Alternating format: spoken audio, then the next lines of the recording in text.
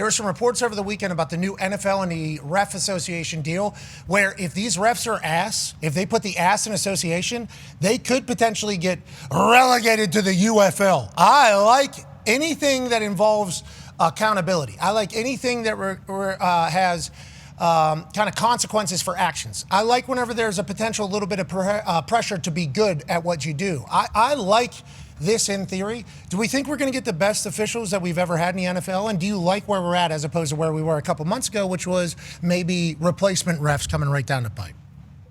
I do like anything that leads towards progress of a deal, because we don't want to go through the replacement ref debacle once again.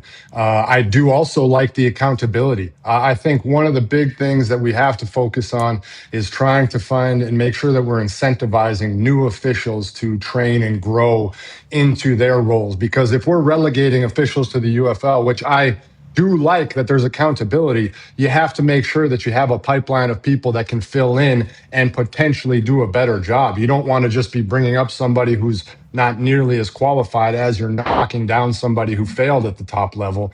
So I think the pipeline of future referees is just as important, and making sure there's incentives in there for them. But yes, I like promotion and relegation. Sometimes doesn't go your way, but I am generally a fan of the promotion relegation system. Yeah, promotion a lot more than the relegation part. We're big fan. Yeah, pumped about relegation for the refs if they're ass going down to the UFL. Hate the AJ, were you part of that game, by the way? Yes, you were, correct? The Seattle game? Fail Mary? Yeah, Fail Mary game, yeah. I was there. What was that like?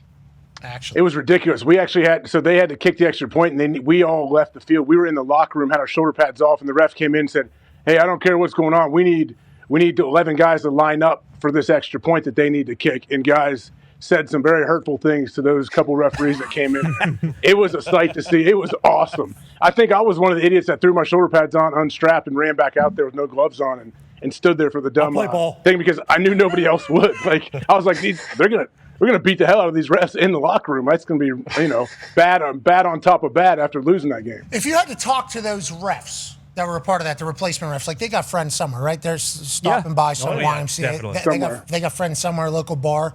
What do you think they say is the worst part of it all? Getting it wrong, or walking in there and having to tell you guys, we need 11 bodies out there? Yeah.